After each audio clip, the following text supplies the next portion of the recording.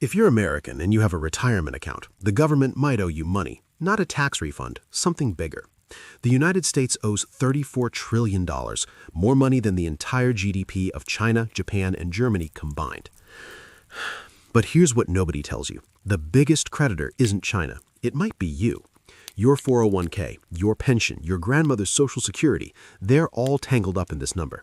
Like Finny says, the national debt is just the world's largest credit card balance, except nobody ever pays it off, they just keep raising the limit. Your pension fund, your 401k, your grandmother's Social Security, they might all be creditors of the US government. Let's find out who actually holds this debt, and if stories like this help you understand how money really works, subscribe. Back to the debt. All right, $34 trillion. Let's break down who actually holds it. The debt divides into two categories: intragovernmental holdings and public debt. Let's start with the confusing one. Intragovernmental holdings, about $7 trillion. The government owes money to itself? Yes, here's how. You know how Social Security takes money from your paycheck? That money goes into the Social Security Trust Fund, but the fund doesn't just sit on cash, it buys treasury bonds, which means the government is borrowing from Social Security. It's like borrowing from your future self and hoping you'll pay yourself back, except it's the government, and the amount is $7 trillion.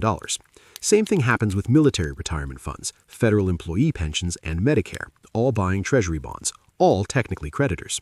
Like Finny says, lending money to yourself sounds like therapy. Lending $7 trillion to yourself sounds like Congress. Now the Federal Reserve. The Fed holds about $5 trillion in Treasury securities. How did that happen?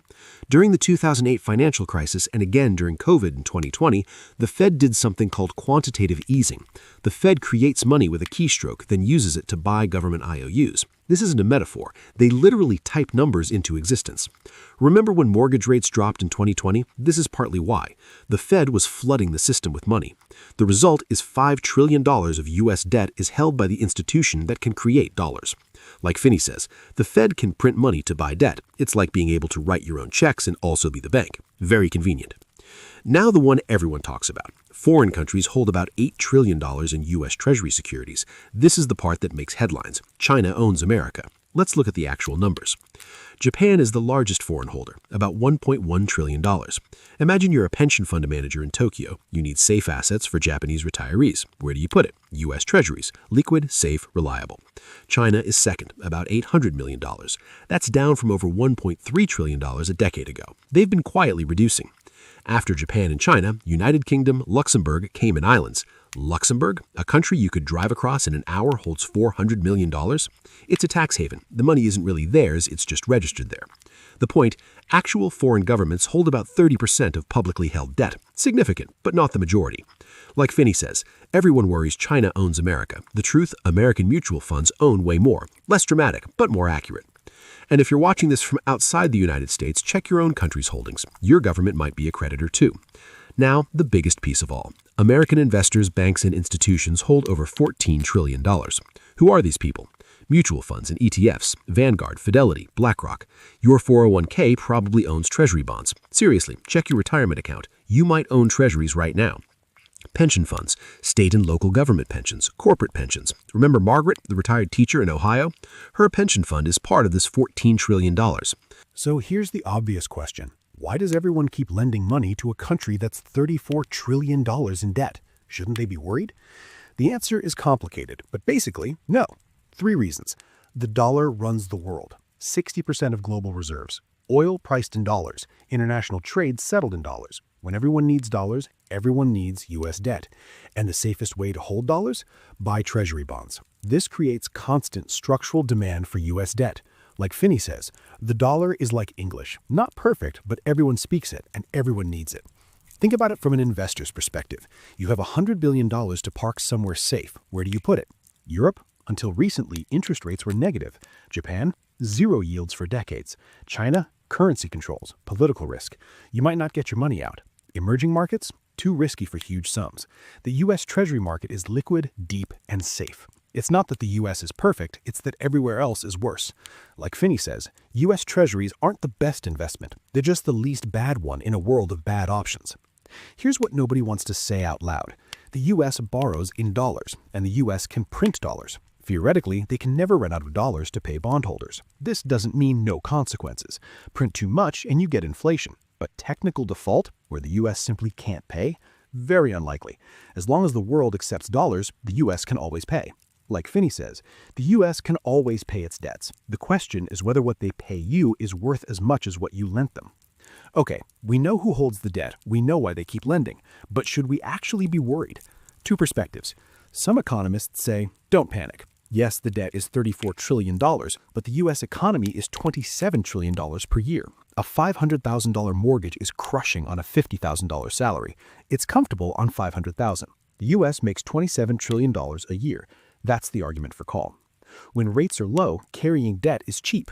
For years, the US borrowed at 1 to 2%, and Japan's debt is 260% of GDP. The US is at about 120%. Like Finny says, debt isn't always bad. It depends on what you bought, what it costs, and whether you can make the payments. But here's the other side. Interest rates aren't 1 to 2% anymore. They're 4 to 5%. This year, the US will spend over $1 trillion on interest, more than defense, more than Medicare, not buying anything, not building anything, just paying for past borrowing. That's money not going to schools, not going to bridges, not going to research. And here's what that means for Margaret. If interest payments keep rising, there's less money for other things, like pension guarantees, like Social Security adjustments. Margaret will probably be fine. Probably. But the probably is doing a lot of work. The structural problem. Medicare and Social Security costs are rising. Baby boomers are retiring. Healthcare is getting expensive, and tax revenue isn't keeping up. Something has to give. Either taxes go up or spending gets cut.